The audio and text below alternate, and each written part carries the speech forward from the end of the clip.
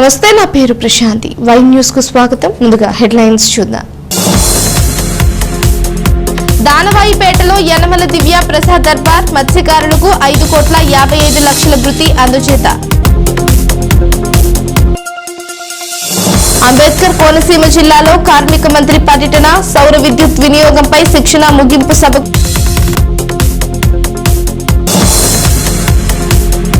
అనకాపల్లి జిల్లాలో క్యాండిల్ ర్యాలీలు, ఉగ్రదాడిపై కన్నెర్ర చేసిన మాజీ సైనికులు. కూటమి ప్రభుత్వం చేతుల ప్రభుత్వమని ఇచ్చిన హామీలన్నింటినీ అమలు చేసి తీరుతుందని ప్రభుత్వ విప్ యనమల దివ్య అన్నారు. కాకినాడ జిల్లా తొండంగి మండలం దానవాయిపేటలో ప్రజా దర్బార్కు హాజరై ఆమె ప్రజావినతులు స్వీకరించి సంబంధిత సమస్యలను పరిష్కరించాలని అధికారులను ఆదేశించారు. అనంతరం జరిగిన సభలో మాట్లాడిన ఆమె గంగపుత్రుల వెత్తలను అసెంబ్లీ సాక్షిగా ప్రభుత్వం ముందు ఉంచారని స్పందించి చేపల వేట నిషేధ భృతి చెల్లించిన ముఖ్యమంత్రికి యనమల దివ్య కృతజ్ఞతలు తెలిపారు.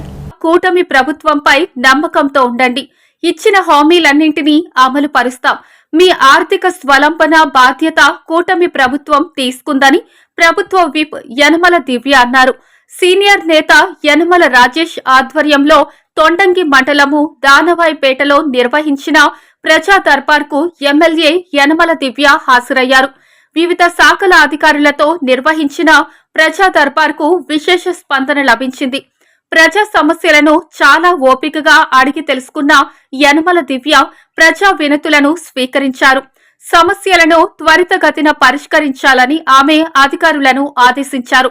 ఈ కార్యక్రమంలో తొండంగి మండలం టీడీపీ అధ్యక్షులు చొక్కా అప్పారావు, కాకినాడ పార్లమెంటు టీడీపీ మత్స్యకారుల అధికారులు కోడా వెంకటరమణ, కొయ్య శ్రీనిబాబు, మాజీ జెడ్పీటీసీ చొక్కా కాశీరావు, చొక్కా బుల్లబ్బాయి, ఒంటిమామిడి సర్పంచ్ అంగులూరి సుధాకర్, జిఎంపేట సర్పంచ్ తాటిపత్రి శ్రీను, సూరాడ రాంబాబు, గంటా లక్ష్మణ్, బడే మంగ, చొక్కా జగన్నాథం, యజ్జల రమణ, కోడా అప్పలరాజు, చొక్కా మణికుమార్, యనమల లక్ష్మణ్, పక్కూర్తి వంశీకృష్ణ, నెమల నాగు, రాజన రామకృష్ణ తదితరులు పాల్గొన్నారు.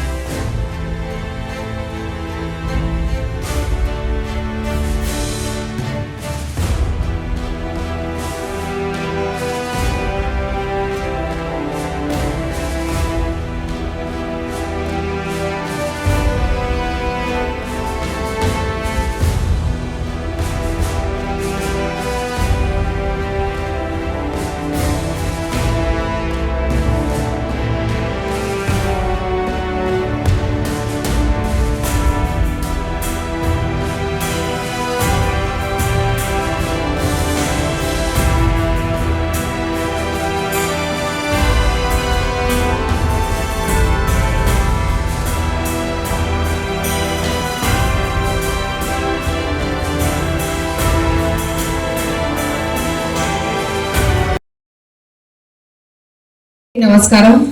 ముఖ్యంగా మా మత్స్యకార సోదరులందరికీ కూడా నా ప్రత్యేక నమస్కారాలు. మీ అందరికీ మొన్న అసెంబ్లీలో మనం లేవలెత్తిన ఇష్యూనే ఇవాళ అది నిజం జరిగింది. అది నాకు చాలా సంతోషం. మీ మత్స్యకార భరోసా ఎంత తొందరగా రావాలో అది మనకు కేవలం మనం అక్కడ అసెంబ్లీలో మాట్లాడినంత వల్లనే అచ్చెన్నాయుడు గారు కానీ మన సీఎం చంద్రబాబు నాయుడు గారు కానీ వెంటనే స్పందించి అలాగే నమ్మ మత్స్యకార భరోసా కానీ ట్రాన్స్పాండర్లు కానీ అలాగే జీపీఎస్ కానీ ఇవన్నీ వెంటనే శాంక్షన్ చేస్తామని నేను మాట్లాడిన వెంటనే ఆయన రిప్లై కూడా ఇచ్చారు.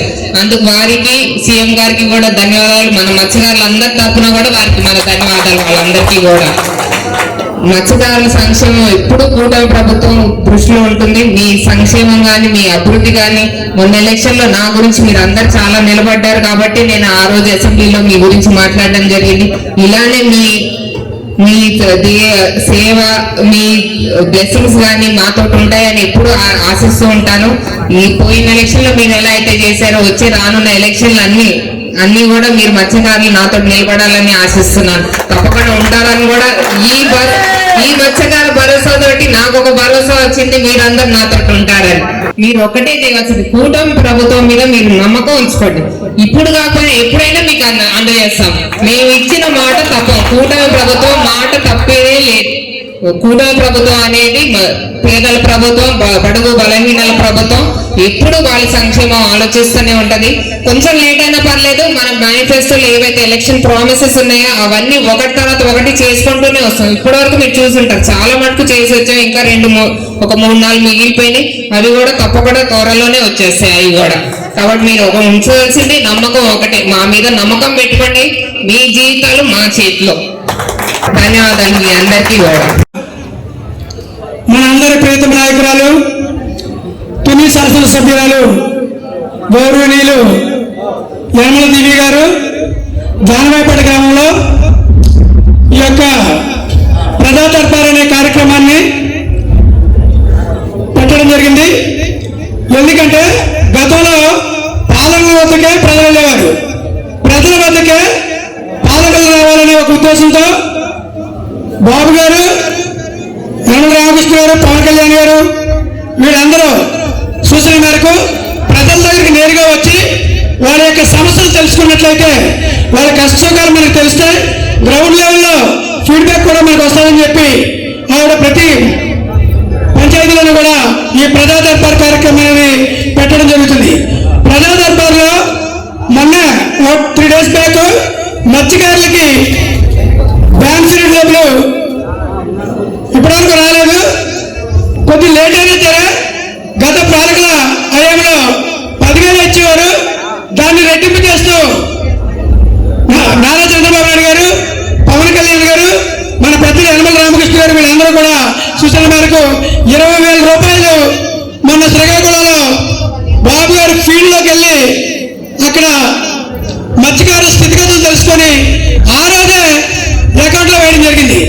ఫోటోలు తీసుకునేటప్పుడు మా మత్స్యకారు సోదరులు ఏమన్నారంటే, ఈ రోజు ఫోటోలు తీసుకున్నారు, రేపే డబ్బులు ఎలా వచ్చేస్తారా, అప్పుడైతే వైసీపీ గవర్నమెంట్ లో ఫోటోలు తీసుకున్నారు, రేపు నెలకు వచ్చింది అని చెప్పారు. మాకే ఆశ్చర్యంగా ఉంది. ఎందుకంటే ఆన్లైన్ ఒకరోజు అయితే ఆ మరుసటి రోజు డైరెక్ట్ గా వాళ్ళ అకౌంట్ లోకి బాబు గారు జగన్మోహన్ రెడ్డిలో పట్టణంలోకి లేదు, ఫీల్డ్ లో శ్రీకాకుళం జిల్లాలోని ఫీల్డ్కి వెళ్ళి మత్స్యకారులకి అక్కడ డబ్బులు వేయడం జరిగింది. కాబట్టి మత్స్యకారు సోదరులారా, ఇక్కడ ఏం జరిగినా ఏ ఆదరణ స్కీమ్ అవనివ్వండి, బోట్లు అవనివ్వండి, వల్లం అవనివ్వండి, తెప్పలు అవనివ్వండి, అన్నీ కూడా తెలుగుదేశం ప్రభుత్వంలోని యనమల హయాంలోనే జరిగాయి. అవన్నీ మీకు తెలుసు, మేము ప్రత్యేకించి చెప్పక్కర్లేదు. ఇంకో ముఖ్య ఉద్దేశం ఏంటంటే, మనకి ఇక్కడ తీర ప్రాంతంలో 33 గ్రామాల మత్స్యకారులు ఉన్నారు. వాళ్ళందరికీ కూడా కమ్యూనిటీ భవనం కావాలమ్మా అని చెప్పి మన మత్స్యకారు గారి పెద్దలందరూ కూడా మేమందరం వెళ్ళి శాసనసభ్యురాలు గారిని, పెద్దల రామకృష్ణ గారిని, రాజేష్ గారి ఆధ్వర్యంలో మీకు కలిసి చెప్పడం జరిగింది. ఆమె తక్షణమే స్పందించి 40 లక్షలతో మత్స్యకార భవనాన్ని, అంటే కిందేమో పెళ్లిళ్ళు చేసుకునేలాగా, పైన మత్స్యకారి పెద్దలు ఏమైనా చిన్న చిన్న చదువులు ఉంటే తీర్చుకునేలాగా ఎంపీ గారి గ్రాంట్లో మా ఎమ్మెల్యే గారి దగ్గరుండి శాంక్షన్ చేయించడం జరిగింది. అదే ఆ విషయమై మొన్న మాకు మొత్తం మా పెద్దలు తేడగొండ గెస్ట్ హౌస్ పిలిచి మొత్తం చెప్పారు. అది కూడా త్వరలోనే మేము మా ఎల్లాపేట గ్రామంలో శంకుస్థాపన కార్యక్రమం కూడా అక్కడ మొదలు పెడతాం. ఇంకో ముఖ్య ఉద్దేశం ఏంటంటే, మనం ఏదైనా ప్రాబ్లమ్స్ ఉన్నప్పుడు ఆవిడని డైరెక్ట్ గా మనం అడగచ్చు. రాజేష్ గారు అలాగే ఎప్పుడు మనలో ఉన్నారు. కానీ ఇంకో విషయం, మనకి స్వాతంత్రం వచ్చి ఇప్పటి వరకు కూడా మత్స్యకారుల స్థితిగతుల మీద అసెంబ్లీలో మన వాడిని వేడిని వినిపించే ఎమ్మెల్యే ఇప్పటి వరకు ఎవరు లేరు. మన కొత్తగా ఎలక్ట్ అయినటువంటి మన శాసనసభ్యులు మత్స్యకారుల పరిస్థితి చాలా దుర్భరంగా ఉంది. వాళ్ళకి ఏ విధమైన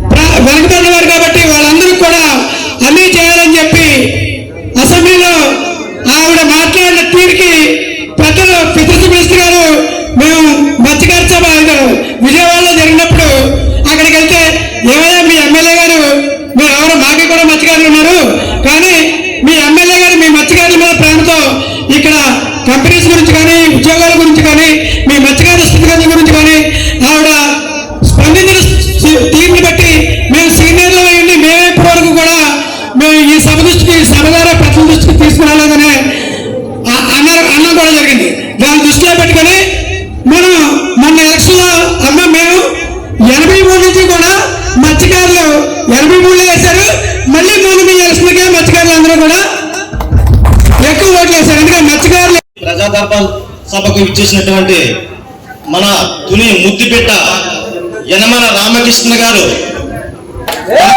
పొరుగుమతిగా ఇచ్చిన మన దివ్య మేడం గారికి, అలాగే మన సీనియర్ నాయకులు యనమల రాజేష్ గారికి, ఇక్కడికి వచ్చిన కూటమి నాయకులకు, అలాగే మన గవర్నమెంట్ అధికారులందరికీ కూడా నా హృదయపూర్వక నమస్కారాలండి. ఈ రోజు ఇంత సంతోషంగా ఇక్కడ జరుపుకుంటున్నటువంటి ప్రజా దర్బారు నిజంగా మన ఎమ్మెల్యే గారు మనకి ఇచ్చినటువంటి ఒక మంచి ఇదండి. ఎందుకంటే ఒక ప్రతి పంచాయతీకి వచ్చి మన సమస్యలు తెలుసుకున్నారంటే మరి మేడం గారు ఎంత ఇదో మీరు అందరూ ఒకసారి ఆలోచించండి. ఎవరో కూడా ఇటువంటి పని ఎప్పుడూ చేయలేదండి మనకి. ఇది తర్వాత ఏంటంటే సంవత్సరం నుండి డబ్బులు పడలేదు వార్డు బడ్జెట్కి అని చెప్పేసి వైఎస్ఆర్ గవర్నమెంట్ లో 4,000 ఒకసారి ఇచ్చారు, 10,000 ఒకసారి ఇచ్చారు. పోయిన సంవత్సరం మాత్రం ఎవరు లెక్క లేదు. 10 సార్లు మా వార్డు బడ్జెట్లు అందరూ కూడా ఏంటి మన గవర్నమెంట్ వచ్చింది ఇంకా ఏమి ఇవ్వలేదు, ఎప్పుడు వస్తాయి డబ్బులు, పోయిన సంవత్సరం రాలేదు ఏంటని చెప్పేసి మా గ్రామ నాయకులందరూ కూడా అందరూ కలిపి చొక్కా కాశీ గారు అయితేనే, రమణ గారు అయితేనే, సోట రాంబాబు గారు మేమందరూ కలిపి రామకృష్ణ గారి దృష్టికి అలాగే రాజేష్ గారి దృష్టికి తీసుకెళ్ళాం. ఆయన స్పందించి వెంటనే మన ఎమ్మెల్యే గారితో అసెంబ్లీలో మోత మోగించి మన నియోజకమే కాదు మన రాష్ట్రంలో ఉన్న ప్రతి మత్స్యకారుడికి కూడా ఈ రోజున డబ్బులు పడ్డాయంటే నిజంగా మేడం గారు మీకు ధన్యవాదాలండి. ఇంకా మీరు ముందు ముందు మా మత్స్యకారులకి మంచి చేస్తారని, అలాగే మన తొండంగ మండలంలో ఉన్నటువంటి 16 గ్రామాలు కూడా పోయినసారి మీకు కాశీ గారు, నేను, రమణ ఇంకా 10 మంది వెళ్ళి ఒరిస్సా వెళ్ళి ఒక వారం రోజులు ఓటు క్యాంపింగ్ చేసి అక్కడ ఉన్న వాళ్ళందరినీ కూడా తీసుకొచ్చి మీకు ఓట్లు వేసారు మేడం. వాళ్ళందరూ కూడా వచ్చి ఓట్లు వేశారు. వాళ్ళు కూడా ఈ రోజు చాలా సంతోషపడ్డారు మేడం మీరు ఎమ్మెల్యేగా అవుతే. అయితే వాళ్ళని కూడా అక్కడ సమస్యలు ఏమన్నా మీ దృష్టికి వస్తే మీరు చేయాల్సి మేడం తప్పనిసరిగా. అలాగే ముఖ్యంగా ఏంటంటే మేడం మాకు రేషన్ కార్డు ఉన్న వాళ్ళకే డబ్బులు వస్తున్నాయి మేడం. మామూలుగా మన కాకినాడ కలెక్టర్ కూడా చెప్పాం మేడం. ఒక తెప్ప ఆటాడితే 6గురిలో తండ్రి కొడుకు ఇంకా ఉంటారు మేడం. అందులో ఒకరికే వస్తుంది మేడం రేషన్ కార్డుకి డబ్బులు. అయితే ఉన్నవాళ్ళు అన్నదమ్ములు ఇద్దరు ఉంటారు మేడం. వాళ్ళు ఆధార్ కార్డు చేసి ఆధార్ కార్డు ద్వారా వచ్చే సంవత్సరం ఇచ్చేలాగా మీరు మాకు ఈ సాయం చేస్తారని మొన్న కలెక్టర్ గారు కూడా చెప్పాం మేడం. దీన్ని దృష్టిలో పెట్టుకోండి మేడం. ఇంకా ముందుకి మా యొక్క మండలంలో ఉన్న ప్రతి మత్స్యకారుడు కానీ మా ఉన్న కులస్తులు కానీ అందరూ కూడా మేడం మీకు రుణపడి ఉన్నారు. అలాగే ప్రతి ఒక్కరికి మీరు హెల్ప్ చేస్తారని ఇంకా ముందు ఇంకా మాకు ఇంకో ఒకటి ఆశ ఉండిపోయింది మేడం. పెద్ద ఆయన్ని గవర్నమెంట్గా చూడాలి కానీ రాజ్యసభకు కానీ మీరు పంపించి తర్వాత మీరు ఇంకా మంత్రి పదవి చేయాలని మా యొక్క మండలం తరఫున మరొకసారి తెలియజేసుకుంటూ, అలాగే ఏ సమస్య వచ్చినా మీరు ఏదనుకున్నా మీ దగ్గరికి వస్తే మీరు లేకపోయినా మాకు ప్రతి ఒక్కరికి కూడా రాజేష్ గారి దగ్గరికి వెళ్తే ఏ చిన్న సమస్య వచ్చినా దాన్ని మీ దృష్టికి తీసుకుంటున్నాం. మీ దగ్గరికి ప్రతిసారి మేమేం చెప్పలేము మేడం. రాజేష్ గారికి మేము చెప్తున్నాం ఏదైనా పనులు ఉంటేనే నాన్నగారికి చెప్పుకుంటున్నాం. అవన్నీ మేము వచ్చినా రాకపోయినా మీరు దాన్ని కూడా లిస్ట్ తీసుకొని ప్రతి సమస్యని పరిష్కరిస్తారని ముందుకు ఇంకా మంచి పదవుల్లో ఉండి నాన్నగారు ఎలాగైతే 40 సంవత్సరాలు పరిపాలించారో అలాగే మీరు పరిపాలిస్తారని ఈ యొక్క మండలం తరఫున మరొకసారి ధన్యవాదాలు తెలుపుకుంటూ సెలవు తీసుకుంటున్నాం. రావులపాలెం యువతకు ఉద్యోగ ఉపాధి అవకాశాలను కల్పించేందుకు ఎన్డీఏ ప్రభుత్వం కృషి చేస్తోందని రాష్ట్ర కార్మిక శాఖ మంత్రి వాసంశెట్టి సుభాష్ అన్నారు. అమలాపురం ఎంపీ గంటి హరీష్ మాథూర్, కొత్తపేట ఎమ్మెల్యే బండారు సత్యానందరావులతో కలిసి రావులపాలెంలో పర్యటించారు. ప్రధానమంత్రి సూర్యఘర్ ముఫ్త్ బిజిలీ యోజన స్కిల్ ఇండియా సౌజన్యంతో టీడీపీ యువనేత బండారు సంజీవ్ ఆధ్వర్యంలో నిర్వహించిన సౌర విద్యుత్ వినియోగ శిక్షణ తరగతులు ముగింపు కార్యక్రమానికి హాజరయ్యారు. మంత్రి వాసంశెట్టి సుభాష్, ఎంపీ హరీష్ మాథూర్తో కలిసి కొత్తపేట ఎమ్మెల్యే బండారు సత్యానందరావు శిక్షణ పూర్తి చేసుకున్న యువతకు శిక్షణ ధృవపత్రాలను, ఉద్యోగ నియామక పత్రాలను అందజేశారు. ఈ కార్యక్రమంలో తెలుగు రైతు రాష్ట్ర ప్రధాన కార్యదర్శి ఆకుల రామకృష్ణ, డీసీఎంఎస్ మాజీ chairman KV Satyanarayana Reddy, TDP మండల అధ్యక్షుడు గుత్తుల పట్టాభిరామారావు, జక్కంపూడి వెంకటస్వామి, తెలుగు యువత జిల్లా అధ్యక్షుడు చిలువూరి సతీష్ రాజు తదితరులు కూటమి నాయకులు కార్యకర్తలు పాల్గొన్నారు. అవకాశాలు కల్పిస్తామని ఏదైతే నారా లోకేష్ గారు చెప్పారో దానికి కట్టుబడి మరి మొన్నే మెగా డిఎస్సీ తీసుకెళ్ళడం జరిగింది. మరి అంతేకాకుండా మరి రాష్ట్ర స్థాయిలో ఎన్డీఏ కూటమి మరి ఆ నిర్ణయం తీసుకున్నప్పుడు మరి మన జిల్లాలో లేదా మన నియోజకవర్గంలో కనీసం ఒక 5,000 ఉద్యోగాలైనా 5 సంవత్సరాల్లో కంపల్సరీ ఉద్యోగ అవకాశాలు కల్పించాలని మరి ఈ నియోజకవర్గంలో మేము తీసుకోవాలని తెలియజేసుకున్నాను. మీరు అందరినీ యువకున్నారా అనుకోవాలన్నా ఎలా ఉంది? చాలా మంది కూడా సోలార్ స్టోరేజ్ పెట్టుకుంటే పవర్ సోలార్ బాధ్యతగా పెడితే రేపు అందరికీ ఈరోజు వాళ్ళకి సుమారు 2,000 వస్తుంది. ప్రతి ఇంట్లోని సుమారు అన్ని ట్యాక్సెస్ పరంగా కూడా వారికి 1,500 నుంచి 2,000 వస్తుంది. కానీ ఈరోజు వాళ్ళు కానీ సూర్యగర్భ పెట్టి యోజన కానీ వాళ్ళు తీసుకుని వాళ్ళ ఇంట్లో కానీ వాళ్ళ పైన సోలార్ జరుగుతుంటే వాళ్ళు సుమారు దాంట్లో 60% తగ్గలేదు. అంటే వారికి సుమారు వాళ్ళకి 500 రూపాయలు కలిగి వచ్చే విధంగా తగ్గిపోతుంది. ఈ విషయాన్ని మాత్రం మేము కూడా చాలా వరకు అందరికీ ఒకటి తెలియజేస్తాం. స్టేట్ పవర్ మినిస్ట్రీ కూడా అందరినీ కూడా సంప్రదిస్తూ వాళ్ళు ఒకటే మాట్లాడారు. ప్రతి ఇంటికి మనం తీసుకెళ్ళాలి. ఎందుకంటే అమౌంట్ కావాలి, ఎవరు ఎక్కడికి వెళ్ళినా సరే మాకు ఆదాయం 2,000 నుంచి 500 తగ్గిపోతుందంటే ప్రతి ఒక్కరు కూడా కావాలంటారు.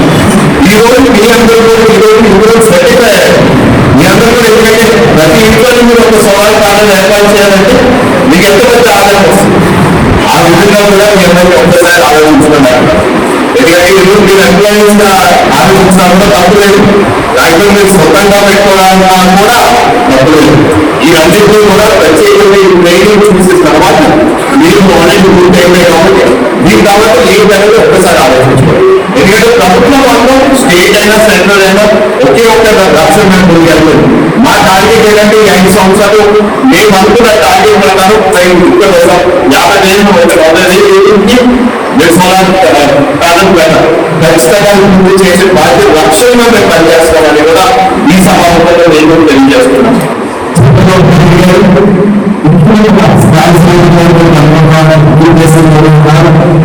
అందుకే ఈసారి నెక్స్ట్ మోడల్లో వచ్చే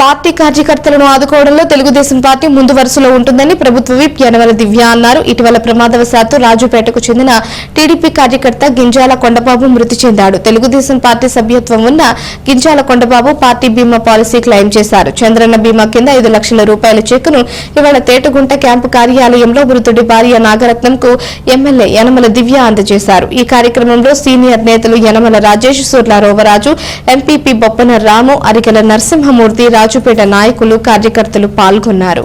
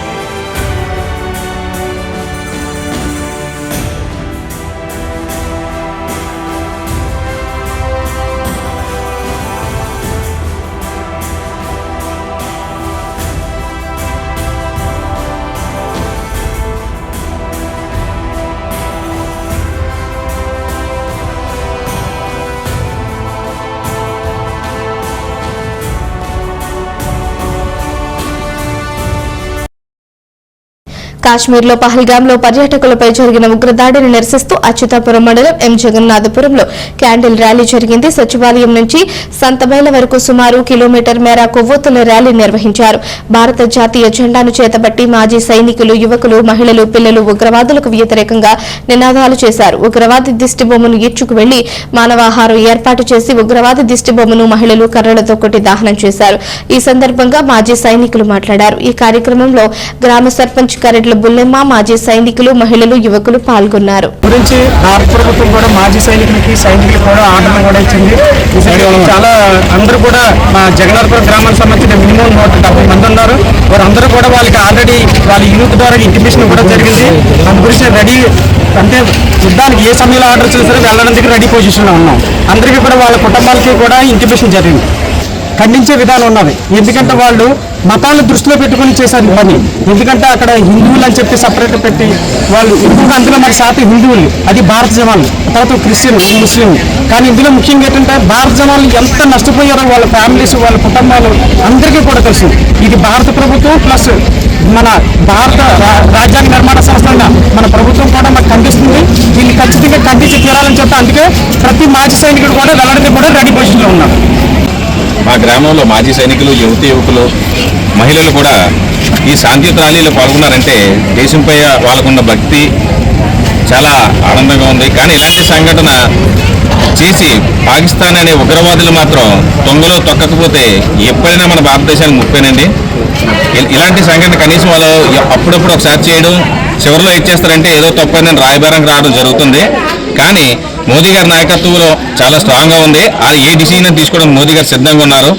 ఆల్రెడీ యుద్ధానికి కూడా సిద్ధమని మా మోదీ గారు చెప్పిన వెంటనే మా మాజీ సైనికులందరూ కూడా మేము కూడా వెళ్తాం, ఉగ్రవాదాన్ని అణగదొక్కుతామని చెప్పడం గ్రామ సర్పంచ్గా నాకు చాలా ఆనందంగా ఉంది. ఎందుకంటే దేశం కోసం ప్రాణాలు ఇవ్వడానికైనా సిద్ధం అనేది చాలా అదృష్టం కూడా అది. ఎందుకంటే దేశంలో ఉగ్రవాదాన్ని అణగదొక్కాలని ఆశ ఉండడం చాలా మంచి నిర్ణయం. దేశం కోసం ప్రాణాలు ఇస్తాం, దేశం కోసం ఏమైనా చేస్తామని ఎంజేపురం మాజీ సైనికులు అనడం నాకు చాలా ఆనందంగా ఉంది. ఎట్టి పరిస్థితుల్లో కూడా పాకిస్తాన్ ఉగ్రవాదుల్ని, పాకిస్తాన్ ఎట్టి పరిస్థితుల్లో ఈ తరంలో వదలకూడదని, అణగదొక్కాలని, పాకిస్తాన్ మొత్తం ఉగ్రవాదాన్ని ఎంత దూరం కొట్టి చివరి వరకు మళ్ళీ ఎక్కడ ఎలాంటి సంఘటన జరగకుండా మోదీ గారి నాయకత్వంలో ప్రక్షాళన చేస్తారని మనస్ఫూర్తిగా కోరుకుంటూ సెలవు తీసుకుంటాం. కాకినాడ జిల్లా తుని మండలం సిహెచ్ అగ్రహారంలో గ్యాస్ సిలిండర్ పేలి 2 తాటాకీళ్లు ఆహుతయ్యాయి. అగ్ని ప్రమాదంలో 2 కుటుంబాలు నిరాశ్రయులయ్యారు.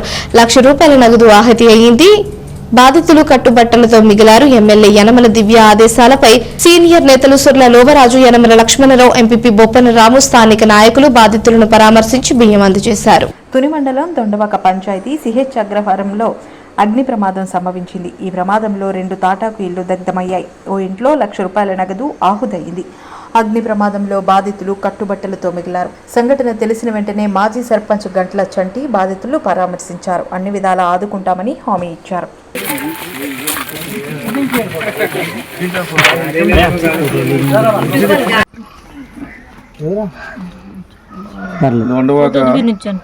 దొండవాక పంచాయతీ శివర గ్రామమైన పాతూరు సిహెచ్ అగ్రహారం ద్వారా ప్రమాదం జరిగింది. 2 ఇళ్ళు పూర్తిగా ధ్వంసమయ్యాయి. గ్యాస్ లీకేజ్ వల్ల మరి ఏ కారణం వల్ల అనేది తెలియదు. గ్యాస్ బండ్ కూడా పేలడం జరిగింది. దాని గురించి పేదవాడు ₹1,40,000 ఏదో కూడుకుందామని అప్పు తెచ్చి ఇంట్లో పెట్టుకున్నారు. ఆ ₹1,40,000 కూడా పారిపోయాయి. మేమందరం కూడా గ్రామస్తులందరూ కూడా వచ్చి ఆందోళన చేసినప్పటికీ కూడా అగ్గికి భయపడి ఎవరో వెళ్ళడం లేదు. అందులోకి అంబులెన్స్ వచ్చి పవర్ వ్యాన్ వచ్చి అందులోకి కాలిపోయి ఆర్పడం జరిగింది. మరి ప్రభుత్వ వారు, మా ఎమ్మెల్యే గారు, యువ మేడం గారి దృష్టి కూడా మేము తీసుకెళ్ళడం జరిగింది. మరి యువ మేడం గారు అధికారులకు స్పందించి మరి ఈ పేదవాళ్ళకి తగిన న్యాయం చేకూరుస్తారని, మరి పేదవాళ్ళని ఆదుకుంటారని మరి ప్రభుత్వం దృష్టిలో తెలియపరచడం జరుగుతుంది. అలాగే మా గురువర్యులు యనమల రామకృష్ణ గారి దృష్టి కూడా తీసుకెళ్ళి జరిగింది. ఆయన వెంటనే పరిష్కారం చేసి వెంటనే ప్రభుత్వ ఉద్యోగులు ఇయ్యారు అని ఆరిని పంపి ఒక 10 కేజీలకు ఒక 10 కేజీలు 10 కేజీలు బియ్యం కూడా పంపిణీ ఎమర్జెన్సీలో నేను సాయంకాలమే పంపిణీ చేశారు. మరి ఎంతో సహకారంగా ఆదుకున్నారు. మరి కష్టబాధలో ఉన్నప్పుడు ఆయన వెంటనే పంపించి ఆ కుటుంబాన్ని ఆదుకోవడం జరిగింది. అలాగే గ్రామ పేదల నుంచి కూడా మేము కార్యకర్తల తరపు నుంచి కూడా మాకు తోచిన సహకారం కూడా మేము చేయడానికి మేము కూడా సిద్ధంగా ఉన్నాం. సర్టిఫికేట్లో డిఎస్సి అంటే డిఎస్సికి ప్రిపేర్ అవుతుంది. ఆ పాప సర్టిఫికేట్లు పూర్తిగా కాలిపోయి ప్రభుత్వం మరి స్కూల్కి ఏ రకమైన రేపు ఎప్పుడమ్మా జూన్ 6 ఎగ్జామ్ అంట. మరి ఆ ఎగ్జామ్కి మరి ఆ సర్టిఫికేట్లో ఒరిజినాలిటీ లేకపోతే వాళ్ళు అటెండ్ చేసుకోరట. మరి ప్రభుత్వ వారికి దృష్టిలో కూడా అది పెట్టి ఆ సహకారం చేయాలని చెప్తున్నామండి. నమస్కారం అండి. నేను సిహెచ్ అగ్రహారం గ్రామం. మా నాన్నగారు రాజుబాబు. మా ఇల్లు నిన్న సాయంత్రం ధ్వంసం అయిపోయింది. మాతో పాటుగా మా అక్క వాళ్ళు కూడా మాతోనే కలుపుకుంటారు. ఆ 2 ఇళ్ళు కలిసి ఉంటాం. 1,40,000 డబ్బులతో పాటుగా నా కోసమని, నా కోచింగ్ ఫీజుల కోసమని అప్పు తెచ్చిన డబ్బులు కాలిపోయి నేను డిఎస్సికి 5 సంవత్సరాలుగా ప్రిపేర్ అవుతున్నాను. ఇల్లు వదిలేసి హాస్టల్లో ఉండి చదువుకుంటున్నాను. దానికోసం తెచ్చిన డబ్బులు కాలిపోయి, ఆ సర్టిఫికెట్లు కూడా కాలిపోయి, అవి లేకపోతే నేను ఎగ్జామ్ రాసిన నాకు ఎటువంటి జాబ్ రాదు. నాకు ఏదో ఒక విధంగా సాయం చేస్తారని కోరుకుంటున్నాను. కోరిన కోర్కెలు తీరుస్తూ 7 శనివారాలు వెంకన్న దర్శనం 7 జన్మల పుణ్యఫలం అంటూ ఖ్యాతిగాంచిన వాడపల్లి వెంకటేశ్వర స్వామి ఆలయంలో మంగళవారం స్వామివారికి అష్టోత్తర పూజను ఆలయ అర్చకులు శాస్త్రోక్తంగా నిర్వహించారు. ఈ సందర్భంగా ఆలయ అర్చకులు మాట్లాడుతూ భక్తులు స్వామివారి ఆలయానికి చేరుకుని 7 ప్రదక్షిణలు చేసి 7 శనివారాలు స్వామివారిని దర్శించుకుంటారు. వారి యొక్క అభిష్టాన్ని స్వామివారు నెరవేరుస్తున్నారని 7 శనివారాలు వ్రతం పూర్తయిన తరువాత భక్తులు స్వామివారి ఆలయంలో అష్టోత్తర పూజ నిర్వహించుకోవాలని తెలిపారు.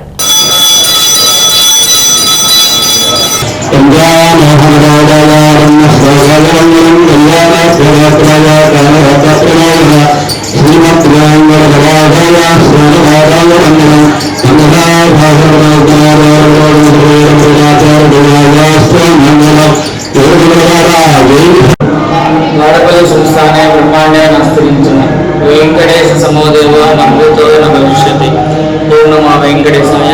కోనసీమ తిరుగులుగా ఖ్యాతిగాంచిన వాడపల్లి దివ్యక్షేత్రంలో ఎర్రచందన స్వరూపుడే శ్రీవారి కూడా వేయడం జరుగుతున్నది.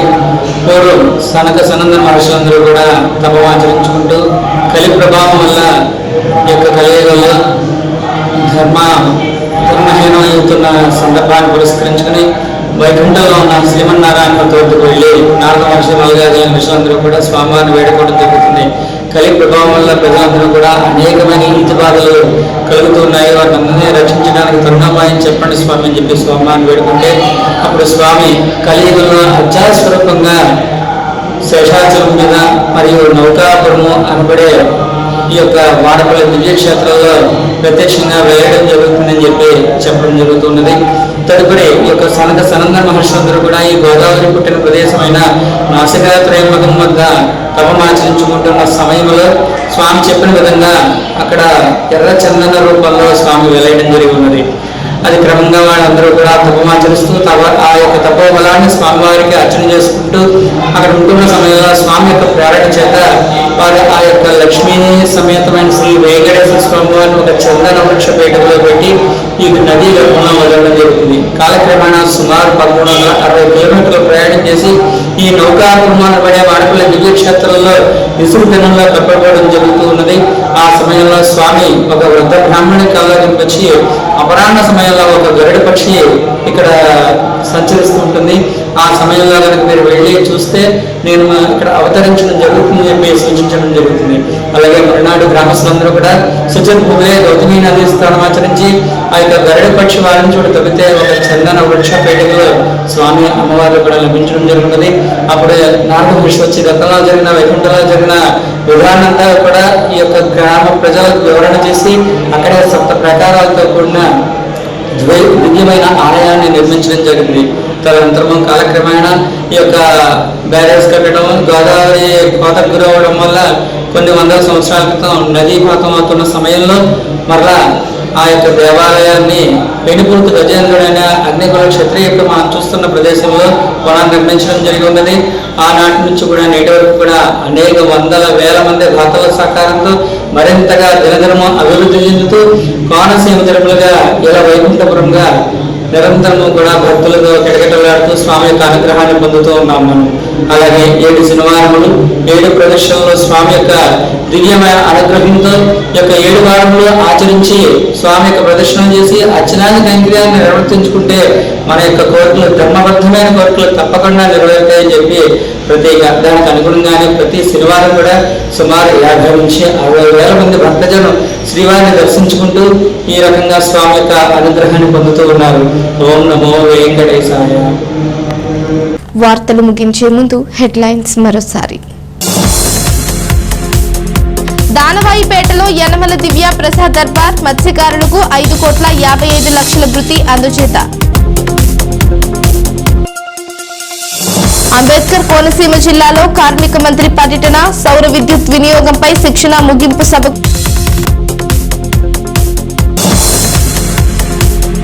అనకాపల్లి జిల్లాలో క్యాండిల్ ర్యాలీలు, ఉగ్రదాడిపై కన్నెర్ర చేసిన మాజీ సైనికులు.